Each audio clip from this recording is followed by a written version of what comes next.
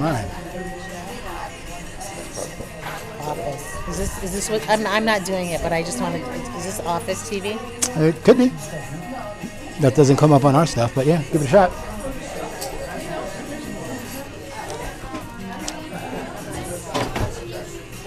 Okay.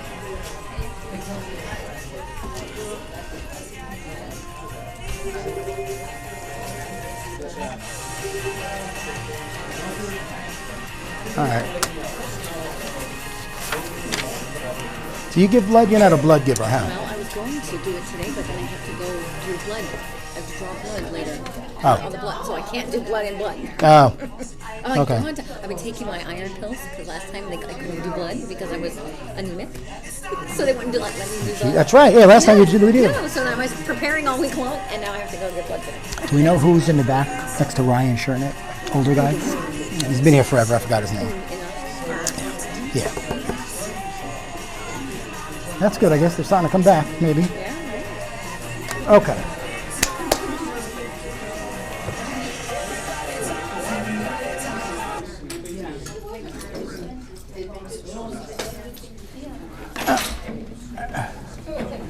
We okay, Aim? We're good? I guess we're good, right? Yeah? Okay. Good morning, gang. How's everybody? Fabulous. You guys have nothing else better to do on a Thursday, huh? Just come here, eat the food, hang out for an hour. Very nice. An hour. Again, we always get nervous at 9:15. There's 3 of you here. And Facebook, you're missing a good breakfast again. I mean, it's like there's too much food, right? What do we got? Bagels? What else? Yogurt, little croissants. Like beignet. Yes, easy for you to say. Right.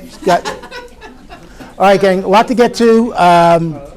Might go through some of this stuff real quick. So again, make sure you take this with you, or at least take pictures of certain things in here that are of interest to you, because we have 3 or 4 speakers here today. But we want to get to.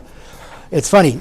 Scott was in a couple of months ago for virtual staging, and not that it ever went away, but I think it's not virtual staging, home staging. My bad. I think it's coming back in a really big way. Days on market are approaching 60 days. In my 19 years, it's never been 60 days. So, and Scott will give you some ideas on how to propose this to your seller, because in most cases, you're not paying for it. The seller is, believe it or not. So, but Scott, that's chit chat about that later. So there's Scott. Just wanted to show this real quick. We do this every month. All those people in yellow have been here more than 10 years. And I find that pretty. I forgot to highlight Zane. Zane Burke has been here 13. But Donna Rizzori has been here like since the beginning. So I appreciate that, Donna. And those of you, if you're on there. Yeah, who's Donna Rizzori, right? Yeah, well, I mean, it's. But all of them are really good people. We appreciate. That's it, baby. Realty One Group. Now to the important stuff. The Super Bowl is Sunday. Okay? Fork up $10, and you might win $200 or $400. Or you might win more than that if your number is duplicated in the second quarter, third quarter, or even at the end of the game. Okay? We put numbers in the blue, we put numbers in the red. At the end of each quarter, if the score is 17-7, those 2 number 7s, 7 up here, 7 over here, Tim wins the money. Funny how that works out. Okay? But it's a lot of fun. Give you a reason to watch the game. It's only $10. IRS doesn't know about it, so okay, we don't. There's no 1099 involved here. But see Suzanne. She'll show you how to do it. Give her the money. Pick a square. If not, I got to buy all the boxes. Okay, and I don't want to buy all the boxes. Okay, or Wendy's going to buy all the boxes. Yeah, she's not going to buy the boxes. Okay. I appreciate all of you that paid the risk management fee. I hope you understand how it works now. After Alex and the girl Debbie from Travelers was here last week, there was a home run having her on the call, explaining a lot of things that me and Wendy didn't even know. Okay, so that's due. If you haven't paid it, you have a couple days left. If you want to hang out after this meeting, Mike Calvert is doing a CE class on solar. It's a free 3 credits, 3 general credits. And if you haven't taken this class before, you really should, because I think like home staging is becoming popularized again. So is solar. Okay, so solar's not going away. Also today, another busy day here in the office. The Bloodmobile is outside from Vitalent. So, and for what it's worth, we have more agents than any other office of the 4, okay? And the Southwest did the blood drive, I don't know, 2 weeks ago, and they had 84 agents give blood. No, I'm kidding. They didn't have 84. They didn't have 84. Yeah. They have vampires or something. You know. I think they had like 20, which is, we don't have 20, and we have 150 more agents. So I'm not telling you to give blood, but give blood. Okay, it's the right thing to do. I do it every time. You get a little cookie, you get a little apple juice box, all that kind of stuff. So consider it. They're outside. You just walk in there. It takes you 15 minutes, and you leave there feeling better about yourself, that you did a good thing, because all the hospitals need the blood. They really, really do. If you don't have your 1099 yet, this is how you get it. Hopefully you've all followed the instructions and you're ready for April 15th. Where's Cartwright? Where's Denise? Is she here today? Of course not. She's at the LVR. Oh, she's at LVR. Oh. If you see Denise Cartwright, congratulate her, best new agent. And Jerry, is Jerry here? No. God forbid the mentees come to the meeting, right? But they're both brand new agents. Jerry has been in the business 15 years? No, 40 years ago. Okay, well, Not ago. easy She now. was licensed in 3 other states. Right. Took a couple years off and then moved to Vegas, so now she's Right. licensed. And she knows what she's doing, but she still wanted to join the mentee program and give up 30% of her commission to get trained by Wendy and myself and learn it that way. So we appreciate her doing that. She's closed the deal already. So Jerry's really doing a great job. We have this gal in maybe 3 or 4 times a year. She's the only business broker that we would invite in to the office, okay? Has anyone had a client that wants to buy a business or sell a business? Like a car, auto detailing business, a Starbucks. Well, that's big. I'm thinking like the dry cleaners guy, you know, who's not Starbucks or not Taco Bell. Gas station, there you go. We can't do that as realtors, okay? That's a business. It's not commercial, it's not residential, it falls under business broker. And the girl we go to for that is here somewhere. There's Jen Weinberg. So Jen, come on up, give her a little round of applause, gang. Jen Weinberg is here. Hey, good morning, everyone. For those who don't know me, Jennifer Weinberg. Just a little background. I've actually, easy to say this, I've been in the business 26 years now. I can't believe it. I actually started out in residential like you guys, and then by year 7 or 8, I decided I wanted to be a business broker, and that's where I practice now. So I just want, you know, as realtors, I know that you guys are the forefront for your clients. You are the call. Where's the best Italian restaurant? Where do I get a plumber from? You know, and listen for those keywords, business brokerage, because here in the state of Nevada, which it should be like this everywhere, but you actually have to have a permit on your license to do what I do, as you have to have a permit on your license to do property management. And you really don't want to play in that arena either. You know, if you get a business owner who goes, how much is my business worth? That's why they don't want you doing that business here, right? Because it's hard to go out and go, well, your business is worth this. But that is what I do. So if you guys can capture that lead, we can't talk about commissions, as you know about the lawsuit, but I can tell you mine are quite a bit more than yours. The referral fees are very nice coming to the agents. So try to capture that business, any keywords. I mean, you guys are finding out what your clients are doing when you're getting them with the lender, right? They may own a business, maybe it's a divorce situation. You know, you're getting a call, they need to list the house. Let me ask you this, any commercial agents in here at all? Any? Okay, none. If you guys get an assisted living, okay, as a residential agent, and they want you to list the house, an assisted living place, I get calls like this all the time. I'm happy to do like a JV, a joint venture with you guys. Of course, I pay a referral fee. But you guys could still do the real estate, but you can't do the business inside. So we would do it together, we would market it together. So if you guys have any questions, I'll take any questions, but I just wanted to make sure you guys knew who I was. I also teach classes at LVR.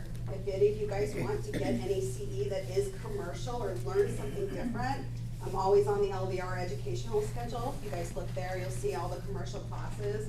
I'm big with CALV, which is the commercial side of LVR. If you guys have ever heard of CALV, I've been on the board 5 years. I was on the board for LVR last year. Thank God. Oh my God. But, so life goes on, and I'm still alive, so that's good. So anyway, if you guys need me, I'm here, and always appreciate you, Tim. Welcome, Jen. Thank you so much, and Suzanne, letting me come in. Jen Weinberg, everybody. Okay, I don't know where Morgan is. He was here. Is he in the hallway by any chance? Anybody see John? No? Okay. He'll pop in. We'll get back to John. Here are some numbers real quick for you guys. Any trends, anything you guys are finding with buyers or sellers you want to share? Meaning sellers, Turnkey. People want turnkey. True. They don't want to do any. they don't want to do any work? Are sellers giving up money in lieu of repairs? Is that usually the way we're going, Yeah, right? we've seen a lot of that, pretty much in almost every Right. thing we. Where the seller's not repairing the property, right? Can I add to that? Make sure they do the repairs, because, you know, it's not home warranty, it's gonna be considered pre-existing. Ah, okay. So if there are requests for repairs on the if there are things that come up in the inspection report and then you ask for a request for repairs and the buyer opts to take the credit and not the actual repair, they're gonna need to make those repairs, you guys. Otherwise it's considered pre-existing. And, What's an example of that? Yeah. their dishwasher's not running full cycle. Okay. And the quote on the inspection report says, have a professional check Right. for further whatever. same Maintenance or AC. whatever. Yeah. So just be mindful of that, you guys, because, you know, yeah, you can try to place the claim and it may go through, but if it gets denied and I ask you for the inspection report and the inspection report says there's something wrong with the dishwasher, so all about being transparent. And, you know, you want to make sure you set the right expectation for your buyers. Is it common for the home warranty company to ask the buyer for the home inspection?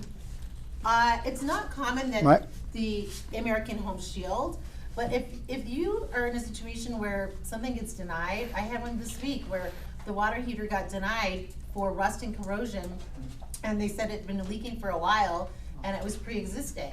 Well, we got the inspection report, and we're like, here's the picture of it wasn't leaking. But it was like literally 7 days from the time that it closed and the contract became active. Got it. Does that make sense? So we closed, 7 days later, the water heater burst. Ooh, wow. Happens. A lot of times if a house has been vacant or there's only been one person living there and all of a sudden you have like a family of 6 that moves in and is using Yeah. all the systems, that puts a lot of pressure on everything, so. Gotcha. Okay. Good Don't wanna stuff. eat up into John's time. Morgan, there you are. We missed you here. John Morgan, everybody here, you know? All right, I'll be real quick.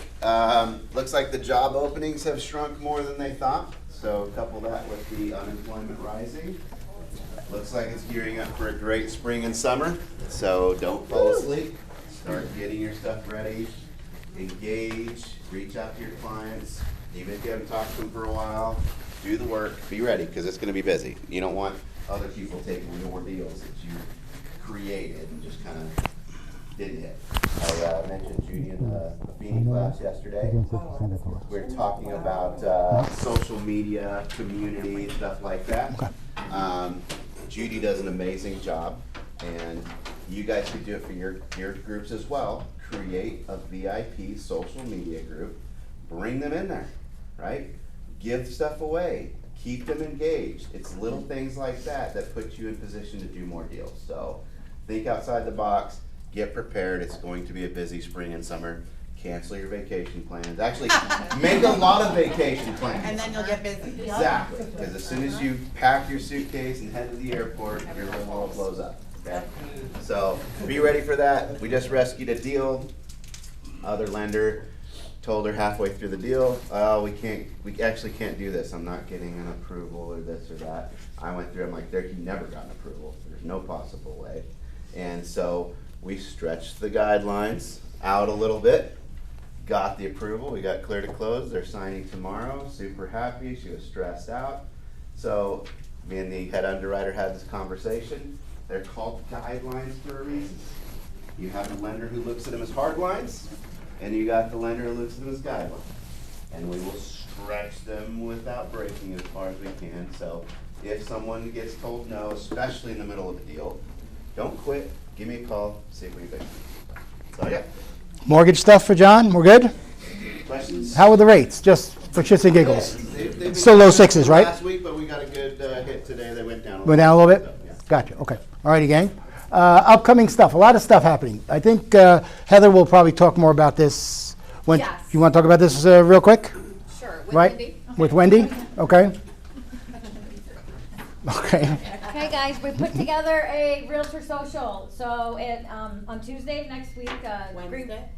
Tuesday of next week, the Green Valley office is holding a builders event. It's called Jumping Breakfast with around on Builders. me here. So that's on Tuesday morning. So then on Wednesday afternoon, we're doing a vendor event. And it's for you guys. Please come. It's for you guys to gather cards, make connections with all these vendors that you're going to need for your transactions, that your clients are going to ask you for, referrals. They're going to have sweet treats. They're going to have wine. You're going to visit every table that we have. We're going to set it up out there. You just stop in. And we're going to have we have auto detailer. We have home staging. We have video, pictures, videography, cleaning. Yeah. I mean, there's just so many vendors that you need: landscapers, electricians, plumbers. There's everything that you guys need to do your business. So We are taking a couple more, but we are locking it out to just 2 per category. So you guys aren't flooded with the same vendors. So if you guys know somebody that you want to, they might want to meet you guys, have them contact either myself or Wendy, and we can see if we can get them on the list. It's going to be fun. So you're going to have sweets, lots of desserts. You're going to have wine, maybe some champagne. So hopefully you guys can be here. So thank you. Yay! All right, kids. Well, now, where was I before? Okay. Wind Down Wednesday with John Morgan. That's been a big success. If you haven't come to it lately, it's at each of the 4 offices. Ours is at the end of the month. But that's been a lot of fun, too, with what's the old fashioned he makes. He brings the what's the whiskey, David? Markers? Something Markers? Maker's Mark, whatever it might be. Yeah, so good stuff, good stuff. Keeping our quest of free CE, here's some more. Tomorrow, Matthew will be here. We all know Matthew Kalb. He does a great class. If you need ethics, that will be tomorrow, okay? And then there's 2 more classes at Realty One in Northwest, one in Green Valley later in the month. So get on the free CE train, gang. Even if you don't need them for a year, don't wait until the month before like we all do. Okay, we're all kind of guilty of that, okay? More CE through Key, of course. That's the domain name. You go there, sign in. If you get a glitch, see Wendy. She'll reach out to Key, but it seems to be working pretty well. Back in the day, real quick, back in the day was $1 for free CE. We've gotten away with that. You just have to go to that link and then they'll verify that you're a realtor with Realty One. So I think some of our newsletters and things like that still say it's $1. It is not. So just register and then they'll verify. Yeah, it's funny, real quick story about free CE. We found out through an auditing process that agents that worked here who left were still going there and getting free CE, wherever it was, if you get my drift here, and getting free CE. So we had to put the kibosh on that as quickly as we could, okay? Because people left and they were still going to Key and getting free classes. Oh, yeah, it's crazy, right? So we put an end to that. But Matthew's class is live tomorrow. If I can get back to it, sorry about this, gang. I know your eyes hurt now, right? Where am I going? Where am I going here, Kim? Holy Christ. I have no idea. Keep going. Right? Okay, here we go. Wine, free CE. Okay, yeah. Making sure you're paying attention. Okay, make sure you're paying attention. There's the free CE also. Who needs post? Who's been here less than a year? Anybody? But I did all my. Oh, you did post already. And you did your post, Carol? Yes, I did. Good, okay. Sometimes new agents forget to post and they worry until the last minute. The last rev-up class of this session is tomorrow. If you're a mentee in the office, it's moved to the Green Valley office, not here. Okay, it was scheduled on the schedule for here, but logistics, it's now in Green Valley. So we make the trip to Green Valley or Zoom. You can do it on Zoom. This is the next rev-up that starts towards the end of February. Okay, so those mentees that want to attend, that's the builder event that Wendy was talking about. Green Valley, always a good time. It really is. A lot of builders. Nora's there. It is. It's a lot of fun. What, so you just go, they all have like little. Yeah. Of tables. Yeah. I think they have little giveaways, little, you can win some stuff. It's a lot of fun, okay? We're working on having one here for builders on the west side. This is primarily builders, I think, in Green Valley and Henderson, I'm guessing. But they're everywhere. But they're everywhere, obviously, okay? That's the QR code for the digital training calendar that we all know about. If you need some photos, there's Sean Kenny. That's we did onboarding yesterday for new agents. I don't know who was on the class. All of you have done it before, but the next one is March 4th. And Title has some really important stuff to talk about that kicks in March 1st. And you need to know this, whether you're on the buying side or the selling side. This is so important. They dragged Matt out from the Southwest office to make an appearance for us here, you know? So it's not that involved, it's not that tricky, but you need to know the guidelines of it, so when you talk to a buyer or seller, because if it goes sideways, who are they gonna blame? You. And this has nothing to do with us, nothing to do with us. But you need to know this so you can, consult with your buyers and sellers before the fact. So Heather, come on up, tell us all about the, you wanna go there first? This one first. Which one? Yeah. There it is. So if you guys don't know Matt Hoff, he is our title officer. He's the one that scans everything for liens and make sure your files can get approved. He did ROC Title, buddy. And luck. Yeah. But yeah, so yeah, I oversee the title departments for ROC, Nevada, and Arizona. So yeah, it's, I was in here a while. They keep me locked up in the back, so that's considerably. And I didn't know this, but he had my job once upon a time, right? Yeah, another title company. Yeah, I was in marketing and yeah. So he's done everything. Yeah, a lot of experience in different aspects of the title and escrow world. So yeah. So I dragged him out because you guys are gonna have questions. This goes into effect March 1st. You guys may have seen me post about it on the Facebook group. It's coming. It already exists for different qualifications, but they're adding this for everyone that fits 3 categories. So the first category is it has to be single family. Quick, Yeah. what's it called? So- FinCEN? FinCEN. You guys know what FinCEN stands for? No. Okay, it's right on here. I'm looking for someone to cheat. The Financial Crimes Enforcement Network. and they're under the Department of Treasury within the federal government. Yeah, so, and I'll just kind of read a couple things. So, they've introduced the residential real estate rule to help protect the financial system from misuse. Beginning March 1st, FinCEN will collect specific information from certain residential cash transactions to help identify and prevent potential money laundering activities. So, we all know that stuff goes on, so this is what they're doing now to curb it. It has to be cash. So, if you guys deal with people that are getting loans, they don't apply. If they're a business entity or trust, so if it's cash and they have an LLC, if it's cash and they're buying it in a trust, that qualifies. And it does not apply to commercial, so it's for residential. So they do have to hit those 3 buckets to be subject to this. It's also the seller, if they take an offer from someone that triggers this, they also have additional paperwork to fill out. And it's just questions, and you might be able to expand on some of those questions if you know what they are yet. Yeah, we've had something here in Nevada for a minute. It was the GTO, which was geographical targeting order. So, and some of you guys' transactions, you may have had title companies come to you guys and say, hey, we need you guys to complete these forms. This is an order out of the federal government. So we've had something in Nevada here for a minute, but again, the requirements now are completely going away. So here in Nevada currently, it's 300,000 residential. If it's not through an institution, so when she says not a loan, she means anything that's not through an institutional lender. So hard money loans, your seller carrybacks, all those are going to be, they're not looked at as a hard money lender. Of course, the way we kind of define what a hard money lender is and what's not. So if the lender has an NLMN, what is it? NMLS. Yeah, okay, what she said. It's the mortgage. Yeah. If they don't have that number, we define them as a private beneficiary. It's a hard money loan, so they would still need to report that transaction.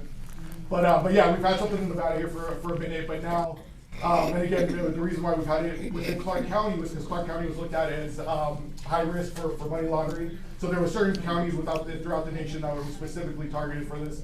That GTO is going out of the window. So a lot of the forms that are being used that, if you do recall that, you do have experience in that, all those forms are going out the window. So this is like a whole new playing field for everything. But yeah, as far as what the information they're gonna ask for, again, you know, it's the federal government, they're constantly updating as far as what's gonna be required from out of Vincent. You know, as far as we knew, it was supposed to be implemented at the beginning of this year, they got pushed back to March. But they're gonna do a pretty deep dive in regards to where did the money come in regards to the purchase. They're gonna want probably, again, from what I heard, again, this could change, they're gonna want, bank account information. I know for sure they're gonna want social security numbers, they're gonna want photos of IDs. They're gonna look thoroughly at the transaction. And again, this all has to go back to criminal organizations and money laundering and, trying to combat all that. So, again, on our commitment, we have a requirement for the GTO filing. It's not necessarily a requirement, but it is a note, or we're gonna update that for the current Vincent. But please understand, this is not a ROC Title requirement. This is something that the federal government is requiring.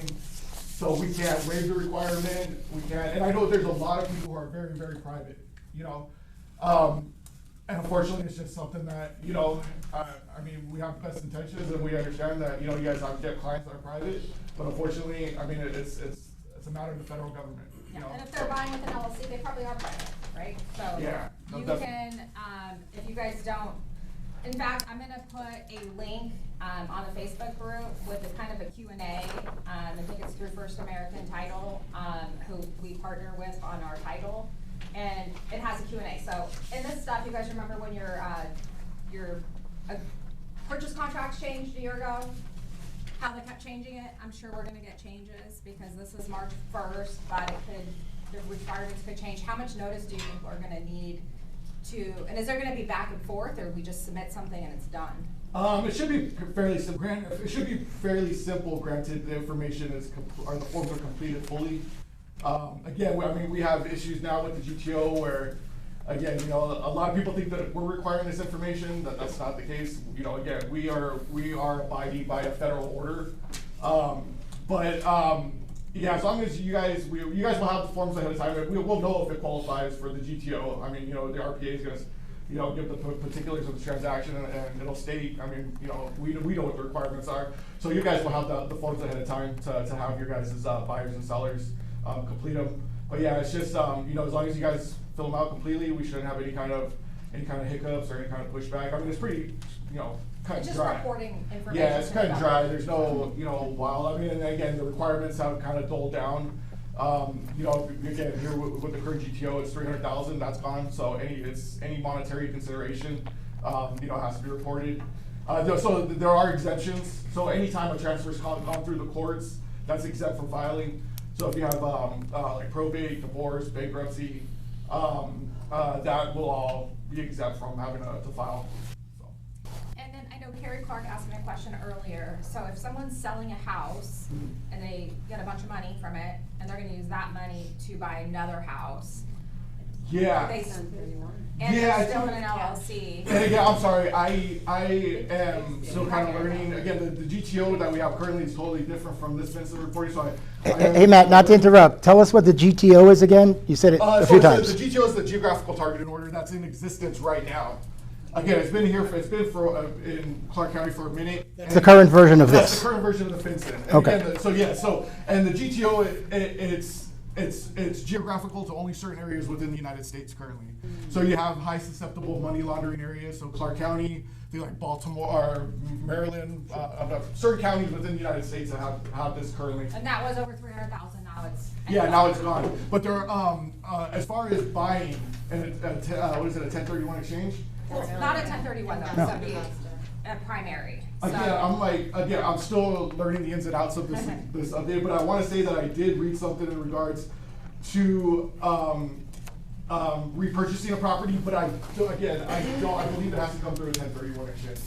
I don't think that it's like, hey, yeah, exclusion if you have to, because again, they want to know where the money comes from. You know, I think again, a 1031 is more documented as far as where proceeds are coming from than you buying your house, collecting proceeds, and then, you know, going to another transaction directly out of your bank account. So again, I have to read it, but I believe You could repurchase a property as long as those funds are coming through a 1031 exchange, and that will leave you exempt from having to file. But on a primary, probably you'll have, just assume that they'll do Yeah. extra paperwork. that yeah, needs to be done. I would prepare them. Again, this is something that is through the pipeline. It's set in stone, but it's adapting, it's evolving.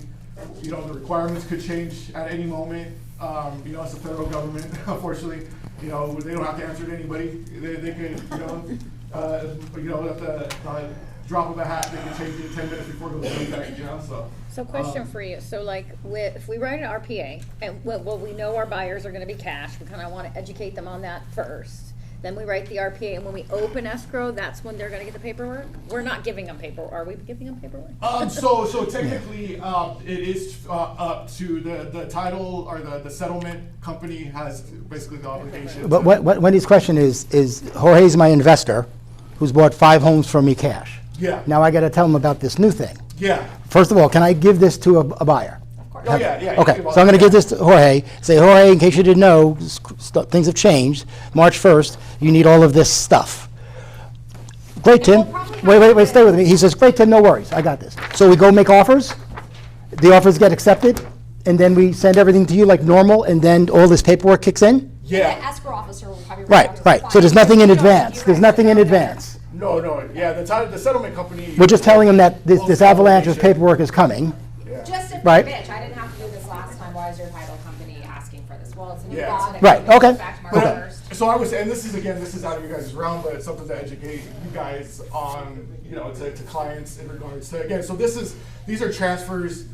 We have an obligation because we're the settlement company, because we're facilitating, title and escrow for the transaction. If you have if an individual goes and does that outside of a settlement agent, they are obligated to report that.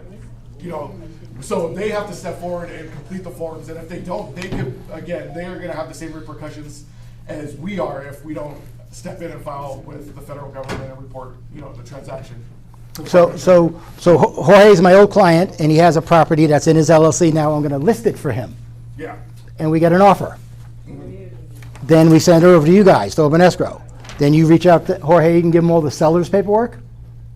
Yeah, now my understanding. Is that how it I could be works? Wrong, it doesn't necessarily affect the seller as is unless the buyer is purchasing it under these qualifications. Right, then okay. the seller has to. So comply if he's with selling their his house that's in a LLC for financing, doesn't affect this? Yeah, so as long Good. as the buyer Okay. has to report FinCEN, then the seller. Got it, It's okay. the buyer that triggers it. Yeah. Got it, Is okay. my understanding. Okay. right now.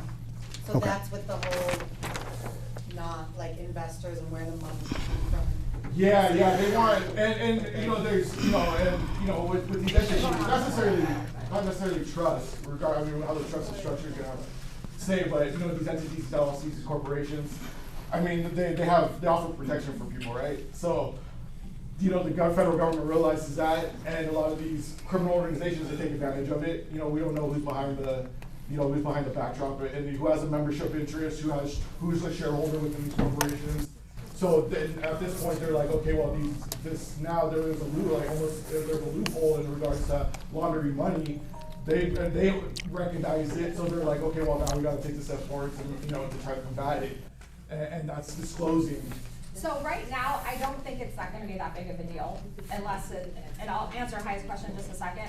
I think it's more just a Q&A for the person that's not committing money laundering. Now, if somebody is, okay, maybe they'll give you more pushback, but it's just documentation that's needed. Now, if you're a seller and you have 2 offers, one's a loan, in John Smith's name, and then the other one is cash in an LLC, you might want to just prepare your seller and just let them know if you take the cash LLC, there may be additional paperwork, but it's probably not that big of a deal, would be my guess. Or if that buyer is not an LLC, just a person, same thing. The buyer doesn't have to be an LLC? No, it has to be an LLC or trust. Trust. And cash. Right. It has to be all 3. Right, I'm the buyer. Wait, no. I'm the buyer. I got $1 million in the bank. LLC or trust. What about Any kind of entity where. So if it's a private, if I have, like to Tim's point, I have $900,000 in cash, and I want to buy a house at $850, and I'm and you're your buying it house as Joanne Joanne Davidson, then this doesn't qualify. But if I come under Davidson Properties LLC and I'm paying cash, And you're then buying a that residential. starts, and that's the 3. So here's the thing too, and I don't know how this is going. So one workaround prior to the GTO and people filing and having to file all their information was buying it as an individual, and then after once you purchase it, they transfer it into an LLC. Because now the consideration amount as far as the requirement is not $300,000, it's just flat. Hey, you got to report it. I don't know how that's going to have an effect. They still may have to report that transfer. Again, this is still so kind of new and it hasn't come into effect. I don't know how they're going to treat those type of transfers. So basically, just let them know things are shifting, you might have some extra people. Yeah, because also I did see that another one of the exemptions, and I'm thinking that be prepared that if you're going to go that route and buy it as an individual cash, and you feel like you're exempt, you may have to report it, because there is an exemption that says if a grantor of a trust transfers to a trust, and again, they're the grantor of the settler that created the trust, they're exempt from filing. So let's say you have a trust that you created and you want to transfer to a trust, you wouldn't have to report that. Did you say I wouldn't? No, you wouldn't I have to. wouldn't You wouldn't have to. Yeah. And Heidi, you had a question? Well, I mean, I guess I'm a little confused because I know that people had to report before when there were some certain cash transactions. How is this different than that? Well, that was over 300,000 Yeah. for one, and then the questions just And made no it different. vacant land at all wasn't even considered. It was just residential 1 through 4. Yeah, the paperwork went from 3 pages to 9. That's the difference. It's like it's pretty, like the GTOs right here, and then it's like where it is now as far as how deep they're diving into it. So it affects the buyer, the one that is paying for it, where the money comes. It doesn't affect the seller. Well, the buyer is what triggers whether. So does the seller, but the seller doesn't have to answer those questions because they're not providing the money. They do Or if they they fall do. in. Right. On this form, the obligation to the seller is minimal. It's nothing crazy. Yeah, no, that's fine. It's nothing crazy. Yeah.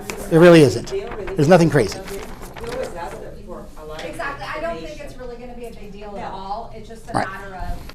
It's get a new pushed thing. back, like, well, I didn't have to do this last time, well, this Right. is a new rule, just so you guys are aware, there is a new rule, that's why it didn't hit them before. Yeah, and I would say too that, we come across a lot of entities like corporations or LLCs that don't have any kind of governing documents. I would say, make an effort to kind of stress that, to have a governing document, because when you have governing document, if you have bylaws, you have operating agreement, it'll lay out membership interest, so we know where to reference. Okay, we need the information for this person, this person, this person. Again, it's evolving. I don't know what they're going to require as far as how are they going to determine is this membership, or are the forms completed accurately in regards to who or has ownership of these entities. But again, I would say, and it's not, again, there's no law that states you have to have a governing document for any kind of entity, but I think it's valuable to have, regardless if it's sole member or definitely if it's multi-member, draft up some kind of governing document. So that discloses membership interest or shareholding interest on a corporation. So. And again, I'll post on the Facebook group the Q&A questions that is currently available. Again, things can keep changing because it's the government, but for now, that's how it is. And again, I don't think you guys are gonna have to deal, it's not gonna be that much of a headache for you, it's just something you should know that's coming. Yeah. All right? I think if I was an agent, I would have this form, and if my buyer was an investor or an LLC or a trust, I'd give it to him. And say, just so you know, Jorge, you need some more forms, things have changed, and go about my business. So Really, for keep filling it out simple. Forms, are they gonna be penalized? Yes, there is penalty for. for- So as of right now, businesses here, again, this isn't some like, hey, some local district court is asking for it. This is a federal government. This is if they don't comply, but are they Yeah. tracking where their money is coming from? Well, they're probably gonna, again, once we hand that information off, again, there's a financial crimes department, I'm sure they're tracking, they're going through them. I don't know what they're doing with that information, to be honest with you, but They I'm sure. probably have certain triggers, right? Yeah. That if you mark this question, then maybe they ask you follow-up questions, we don't know. Well, and again, going back to the governing documents within, so you have your trust agreements, you have your operating agreements, you have your file, whatever. That's important. So let's say the federal government comes back to you guys, to the buyer, and says, well, they want to verify that the reporting information was accurate. You have a document, a governing document for the entity that has a date of signing that discloses membership interest. So they could cross-reference, be like, here's my operating agreement for my LLC, this discloses all the membership interests, so whatever, so. Like articles of incorporation and all that sort of Well, stuff? so the articles of incorporation are the filing documents for the Secretary of State. Those are gonna lay down the basic info. You want, the governing documents is the operating agreements for the LLC. Okay. The bylaws for the corporation that disclose outstanding shares, who holds those outstanding shares. Okay. Trust agreements are gonna disclose beneficiaries of the trust. But it's something that is signed and executed prior to the date of purchase that would be like, hey, no, what we reported was right, here's the membership interest. Because again, if you don't have that operating, or if you don't have that governing document, and you don't have a disclosure as to who are the parties behind these entities, I mean, it's kind of like, the government could be like, well, no, you're lying. I mean, and again, it's just, I think in real estate, when anybody's handling real estate transactions, regardless if there was a FinCEN existing or a GTO existing, a governing document is huge. Just again, it helps us, it creates a smoother transaction rather than, us having to write up a resolution or something. But yeah, I think that's gonna become even more important, having a governing document in regards to investors purchasing and selling real estate like this. And then last thing I'll just mention, this is for anything that closes after March 1st, not starts. So if you guys have any contracts, whether it's with us or another escrow company, reach out to the escrow officer to find out if it's gonna close after March 1st, like what needs to be done. Yeah.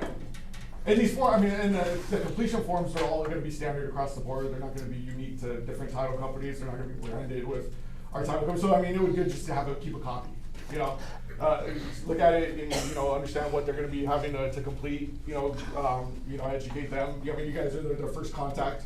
So disclosing to them and updating them on the requirements and what information is to be disclosed, would probably be best. So they know what they're stepping into rather than when the RPA submitted, we open escrow and then all of a sudden we're sending all these forms over and they had no idea, so. Yeah, definitely, the more information or the more tools or documents you have access to before we get involved would be beneficial to you guys, so. I think, to finish this, if I'm the buyer's agent, and I give this to my investor Jorge, and he looks at it and says, all right, Tim, this is great, I got all this stuff, we open up escrow, Kathleen Lamarche sends him this email with all these forms, he calls me up and says, Tim, I don't get it, what do you think I'm gonna do then? What am I gonna tell Jorge? I give you that form. Call Kathleen, absolutely. I don't know, don't ask me. Don't ask me, call Kathleen, call Laura Moran, call Matt Huff, call somebody. We're just making them aware of this. That's it, that's all we're doing. To keep it simple, yes, that's all we're doing. Yeah. See, I left you out, okay. All right, we all good with this? I pretty much shared with you guys everything I know that's available. I've been on 2 different Zoom calls, and we don't have all the details yet, but we know as much as every other title company does right now, so. Yeah, once we start getting in, again, after March 1st, we're gonna start, again, we have something existing, but it's different, if that makes sense.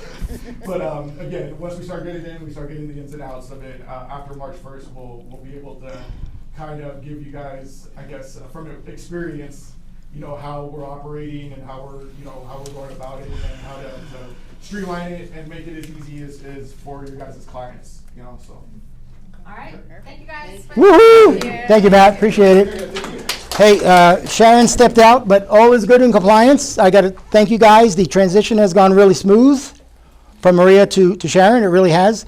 The only thing she did say, make sure you're getting your stuff into Sky Slope. Within how many days? 72 hours. 3 days, okay? We've uploaded a rental showing compensation form to get broker signature. Is the broker signature on it? Yeah. Then it has to be uploaded within 3 days. But they don't have a way to upload it. We do. We have the form is right there. That's the new form on how to do that. So also, if you're on the mentee program, you guys are following this for your duties owed and BBRA, your rentals, and your referrals. After you've got an accepted contract on your transaction for like a purchase, then it goes to meet Tim and Sharon to get that. She will upload it, take it over with that. But your rentals and your referrals, that just goes straight in there. You guys upload it and do all of that. Right, and please upload stuff to SkySlope because I talked to a lot of brokers in town, and one of the big brokers is getting audited, and 2 of his agents got fined. He wouldn't tell me how much, but they got fined for something in the file that was not in compliance. I don't know what it was, Maybe the BBRA was signed after the RPA was signed, if you know what I'm getting at. You can't do that. So we're trying to save you guys money. If we get audited, we get fined $500, you get fined $1,500, because it's your fault. Because we told you what to do. So we're always, no offense, we're always covering our ass at the brokerage, right? We have to. We're so big. We can, 80 of you make a mistake, it's hundreds of thousands of dollars in fines. So we get fined a slap on the wrist. You get the bigger fine because you didn't follow up with what we told you to do. So just keep that in mind. We don't want to see you get fined. Okay, just like MLS, I send you guys the emails that you didn't put in the close of escrow date. You don't want to send. Don't give LVR $100 if you don't have to, or 80, whatever the fines are. Okay, just kind of stay on top of your stuff. Okay. All right, gang. Do I want to do one thing before Scott? No, I think we covered everything else here. Okay. All right, gang. Who was here last time when Scott was here? Who remember? Yeah, you guys were here. Scott's the owner of Utopia Home Staging. And he's a real good guy. And he has a 300 slides of PowerPoints here that he's going to go through, in relatively short time. But here you go, big fella. Scott Asherman, everybody. Yay! Thanks for having me back. I think Tim's absolutely right. I mean, the market, a lot of people, I hear people characterize, oh, it's a good market or a bad market. I think it really depends on who you ask, right? Like if you're selling, maybe it's not a good market. But if you're a buyer, it's a great market, right? But I think what Tim was alluding to is more and more sellers are coming to us as home stagers to help them get the deal done, because it is a little slower out there for sellers. It's not like it used to be, obviously. So I've been doing this a long time, 6 years now, over 500 properties staged. We're the HGTV stager and cab. We just finished a series of Victoria called Sin City Rehab. So we're really good at creating that emotional connection that buyers are looking for, that wow factor. And what, really the bottom line with staging is all about increasing the perceived size and the value, getting that, reducing any of the negatives, overcoming buyer objections before they become an objection. That's the 1-2 punch is that the staging and the photography. And because today's drive-bys online, right? So the photos are really important. We're really proud that, staging is not really an expense, it's an investment. There's a lot of people that think, well, it's too expensive. Well, are you really looking at the net, right? Like at the closing table, or are you looking at what it costs you up front to get it staged? So most of our sellers see a 5x return. Like you give me $1, I'm giving you $5 back. And how do I know that? Well, there's a lot of information on the internet and in the MLS from what something was listed at and what it's settled out at. Okay. Last time I was in October, I told you what those numbers were. $1 million property selling out about 940. It's gotten a little worse. It's about 7.5%. Now instead of that 6%. So actually this 5x return is actually a little bit better. I haven't seen our numbers slip like that, like the market. So most of our staged homes are settling out with only about a 2% discount. So that 5% is that return on investment. So, the problems that we solve is we differentiate, right? Create a competitive advantage because there's over 10,000 listings on the market right now. So if there's 4, 5, 6 listings in the neighborhood, it's really important that if you're not going to be the price leader, that there is some differential, and that's what we help sellers and agents listing agents competitive advantage. So, and how does that, How did you get? what are the 2 levers that you have as an agent or a seller?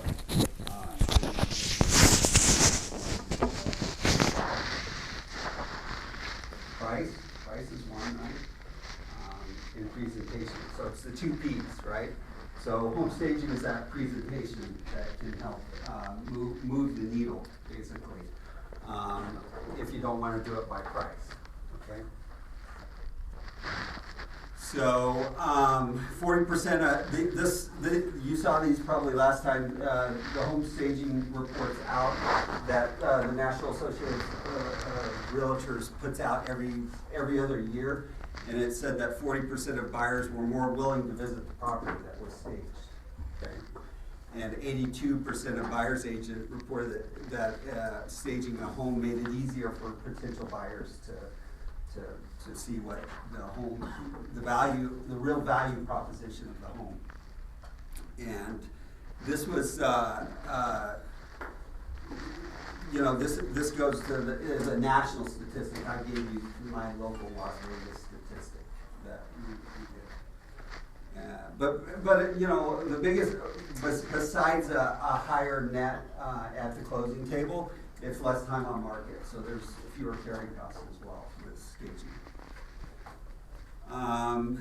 We went through this slide last time, so I'm not going to spend too much time here, but everybody thinks that staging kind of only moves the needle one way, right? Like, oh, if I stage, it's gonna be better. Well, there's a couple slides in here that we'll revisit again. I'll show you.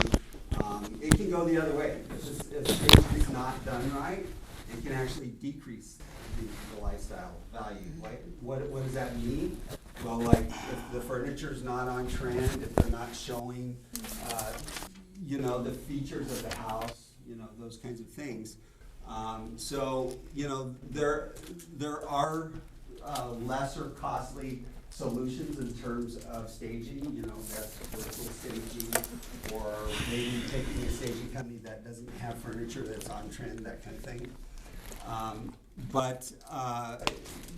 Your professional stagers, will have a little higher price point if you're going to get on-trend furniture. They understand that we're really a marketing company and we're not interior designers, right? On our website, there is a good, we just redid our website. I invite you all to take a look. There are resources on there for agents to download for their listing packets about staging. There's example reports for staging consultations on there. That's one of the services that we offer differently than a lot of other stagers. So we're not picking it. As a realtor, we're just advising our clients to hire you, and if they say take care of it, we would just call you, or we'd have our clients call you, but we're not picking furniture saying, I want this in here, right? Correct. That's, yeah. Absolutely. And In fact, paying for it, of course. I don't want to have to do that too. we're white glove turnkey. You call us, we take care of all the design. In fact, we don't have our clients, agents, or sellers pick furniture, okay? Because our job is to guide or to prepare the property that's going to appeal to the broadest buyer pool, right? Perfect. Whereas interior designers they're very taste specific. Tim loves pink. Love it. This is current data, and there are some hidden things in here. I think Tim alluded to. There's 10,000 listings. These are the number of listings at each price point. 71 is the cumulative days on market. There are more withdrawals than there have been in a long time, right? Why is that? Agents think they're fooling people, or I don't know, that with starting the timer all over. But really, that's not the case, So, as I mentioned, there's those two levers, price and presentation. So that's what I'm here to help you with in there. So, something that's overpriced, so we've got price and presentation. If it's overpriced and it's not presenting well, it's not going to sell it. The optimal place, even with staging in this market, is to be priced right and have optimal presentation. Those are the ones that are getting, at list price or above, and selling really quickly. So there's about 1 in 5 listings on the market right now is doing a reset with a withdrawal. okay? 18.1% of listings. The higher the price point, the higher that statistic. Okay, so 1 in 5 is withdrawing and then relisting. This is an example. This is actually a really one property right now that is they withdrew and then they have it back listed. Still lowered the price. Yeah. Okay. Oh, So- no, because they listed it higher when they put it back on. Oops. Why would you do that? No, See, they lowered it. $7.99. Oh, They they lowered did. And they relisted it at $8.29. Well, and then they do that shows up at the top, you know, with a price reduction, so.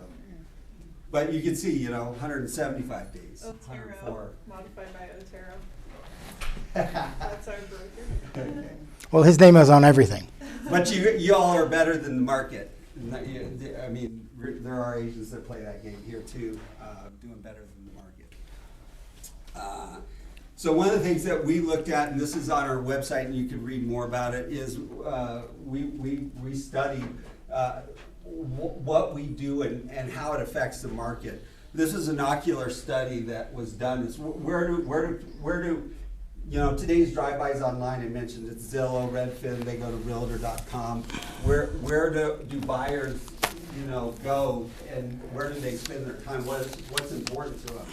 And this ocular study showed that almost in all cases, it's that first photo, right? And if there's not a connection within about 2 seconds, in our, you know, scroll society, like we're just scrolling through TikTok or, you know, Instagram, if in 2 seconds that photo doesn't capture that buyer, they're on to the next listing, right?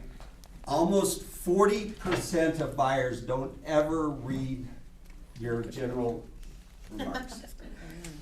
Okay, so you know, there's a lot of neuroscience in home staging, and we take that very serious. It's really about buyer perception and increasing value. Okay, because everyone that actually you know, finally gets there, and that's where staging really excels over and above virtual staging, because that buyer, once they're there and they're interested, is it worth it?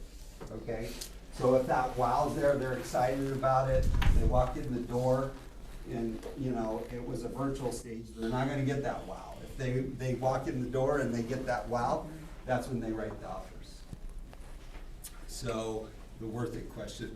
There's a Harvard research study around that as well. So this was an actual Zillow listing that we did. I think I shared with you, sold in 3 days, $8.1 million, almost full price. But this was sort of what the buyers looked at, you know. Question for you. Can Yeah. they choose to stage, like if it's a 2-story home, can they just choose to stage the downstairs or Absolutely. separate rooms? Yeah, or- we help agents and clients decide what the, you know, any space that's awkward or small, you know, or a selling feature of the house where you want to really show lifestyle are prime candidates to stage. The more that you do, the higher the staging cost, but generally the more effective. But you know, we can get within most people's budget. I mean, generally our minimum is about $3,000 to stage. But the more rooms you do, it can drive it up. We've done $50,000 stages before. So, but you know, it's you know, at that price point, it's, you know, not that big of a deal.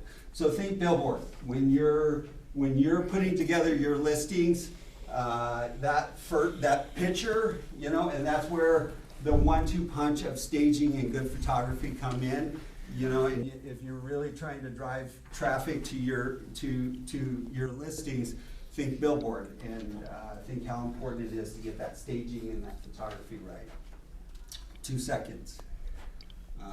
So I think I already alluded to 41.5% of buyers don't even read the general remarks that you guys, you know, spend lots of time writing up. This is just heat maps of the study showing different, you know, like people, but the commonality is that, you know, everyone's spending a lot of time on photos. So, you know, just imagine, you know, this was what the photo looks like, you know, before and after, or what it might look like as a vacant property. Okay. Oh, Lord, that crazy. Yeah. okay? So, you know, this was that $8 million property, and, you know, the way we live in our property and the way we stage it or market it are two different things, right? So we didn't change a bunch in here, right? We just decluttered, depersonalized, cleaned it up. It's, again, same property. We did bring in different furniture here because that was a high impact area, first impression area. And believe it or not, there's people that, I'm sure you guys see it, that think, you know, go ahead and list it like that. You know, so it's obvious the impact that staging can make to the listing and the impression of the house. This was, you know, I think this was a $4 million home in McDonald Highlands, you know. Right. So don't leave money on the table. It doesn't matter whether you think the market's good or bad. Every listing can benefit from staging. Some people I hear all the time, well, it's only a $500,000 house. I don't think it needs to be staged. Actually, do you think it's more or less? Exactly, because there's not enough people doing it, right? So it's an even greater competitive advantage to stage it at a lesser price point. What's this room? We played this game last time. Theater. It's a theater. That's what we're telling people, right?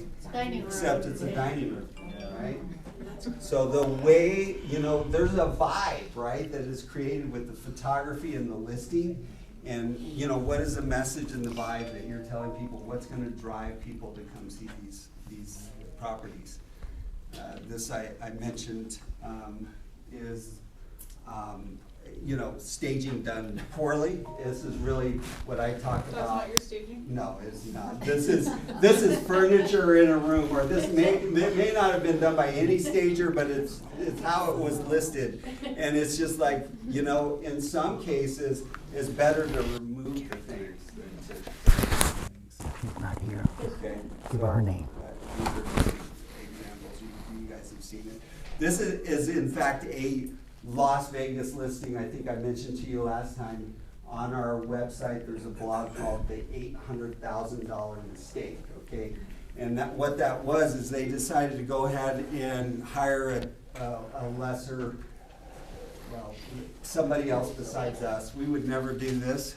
Turn what is the first impression living room and dining room into the Last Supper, and a very traditional house.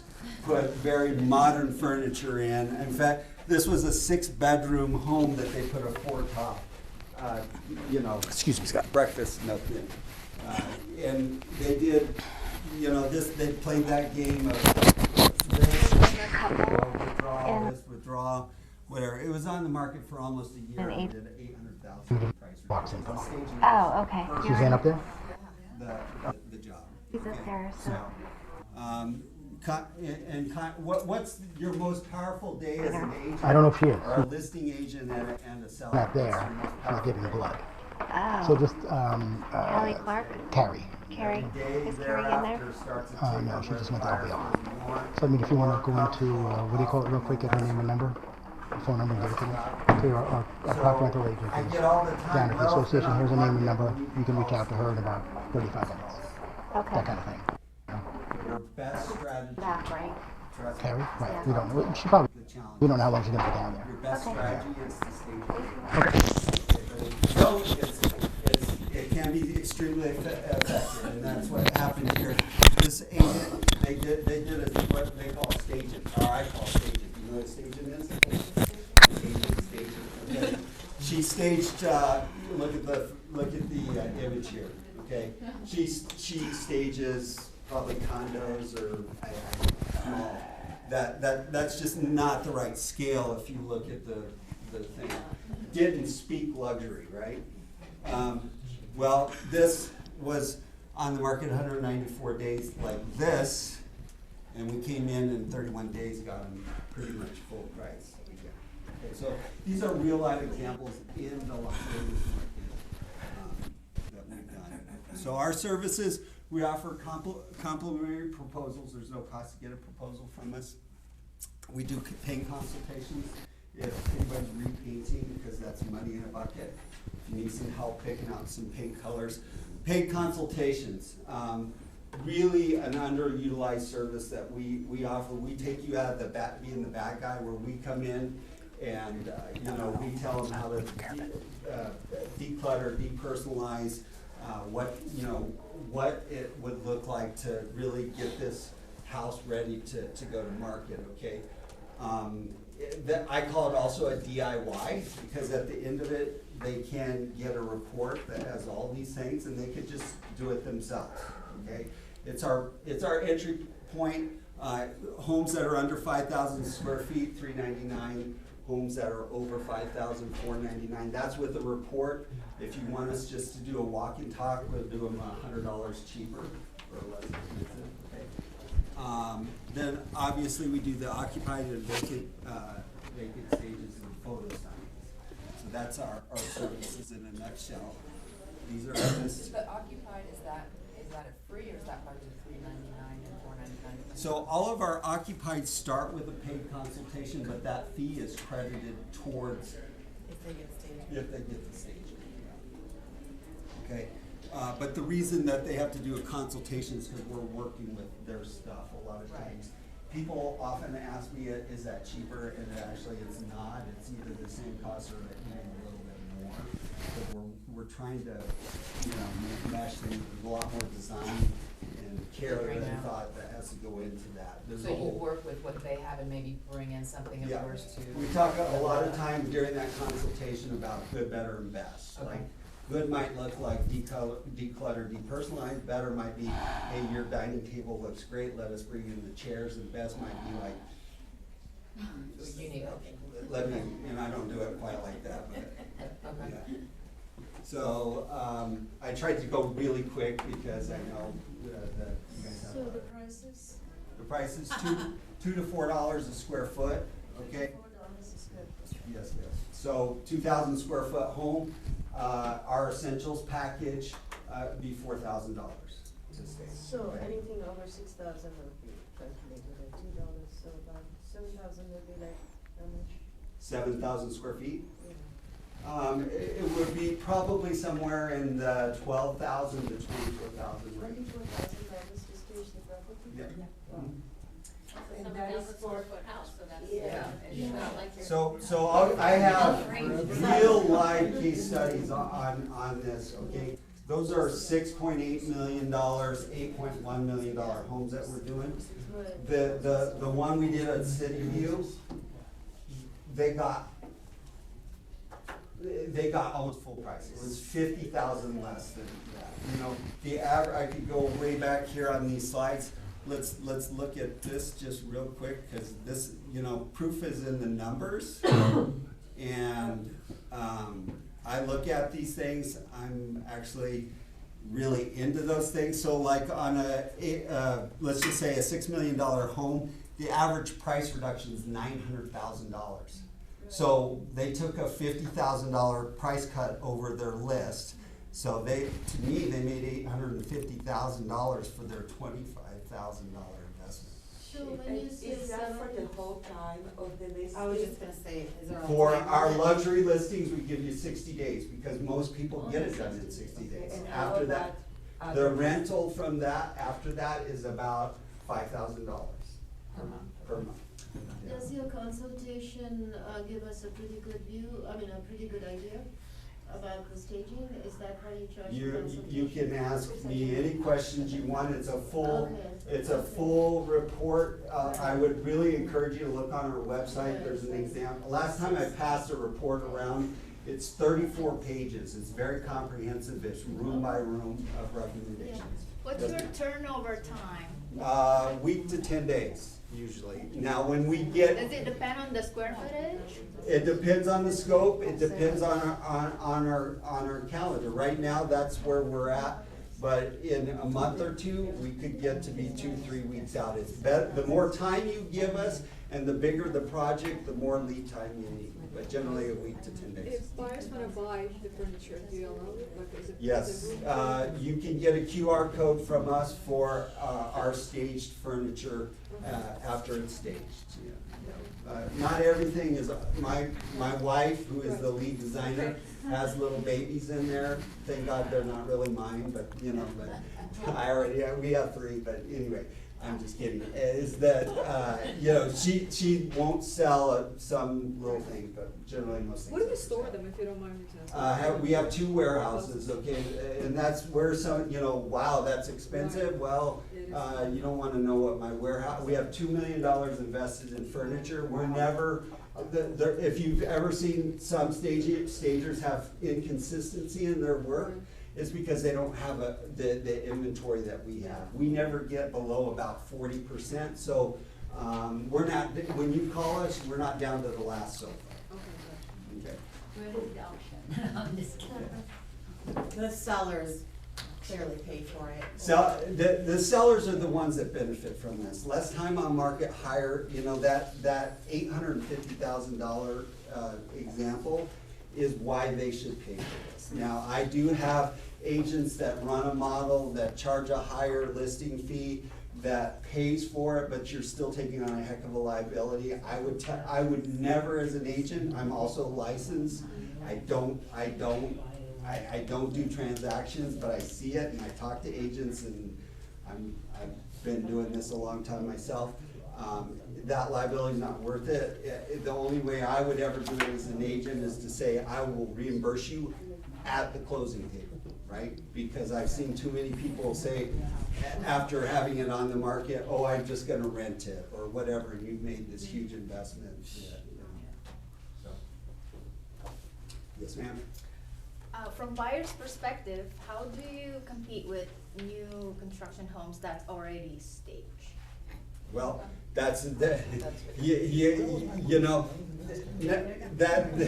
we get called all the time to do resales in new neighborhoods, and honestly, we have pretty good luck. Okay, it's really important to have a good stager at that point, because you're dealing with somebody that had a pretty big budget. Like, there's a reason that builders create model homes, and there's a reason agents and sellers should stage homes. And it's because it sells homes, and so it needs to be done right. Thank you very much. I have two little things. I'll ask some questions that are giveaways here. What in October? What was the average discount in the market?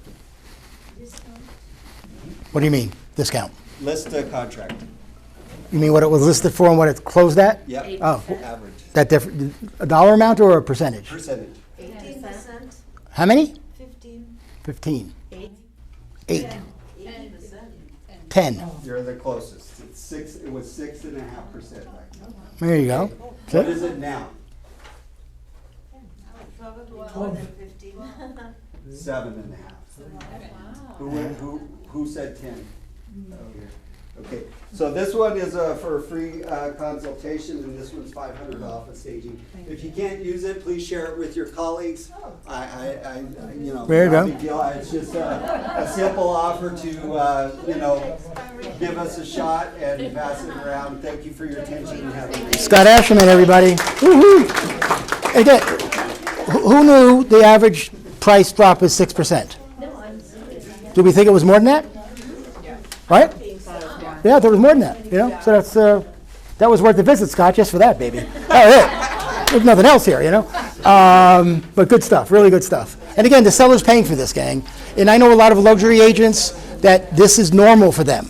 It's in their presentation, okay? Now, again, they're listing $1 million homes, 3 or 4 a month. A lot of us aren't doing that. But if you want to do this, you got to start kind of thinking that way, okay? And bring it up with your seller at $600,000. They're going to say no, but start talking about it. So as you get the higher listings, it becomes more commonplace, okay? 2 things real quick. What are the hours you can call transaction desk if you're stuck in Authentisign or something? 8 to 4. 8 to 4? 24 a day? Like any time? I thought we could call them at odd Okay, so I got any time and I got 8 hours, like from 9 to 5? 9 to 5. Give me a third option. 24 hours is the right answer, okay? It is. It is. From 2008 to 2013, when I was an agent, I had a guy at Transactionist I would call all the time. 10 o'clock at night, you know, he worked a swing shift. He was my guy. Because I needed to call, you know. I send it to Scott to sign through AuthentiSign. He can't sign it. I'm sweating bullets, you know, because I need him to sign it. I call Transaction Desk and they're there. So don't forget that, okay? And 3 other things. If you have a listing, these 3 things you should do. We should make them mandatory. Order a property profile from ROC Title, okay? Put seller's coverage on the listing and get a floor plan. Use Cuba Casa. I went through MLS yesterday and just clicked on 50 properties arbitrarily. Of the 50, 3 had a floor plan. That's ridiculous, okay? Okay, but I bet if I go to certain agents that I know in town that do a lot of business, all of their listings have a floor plan.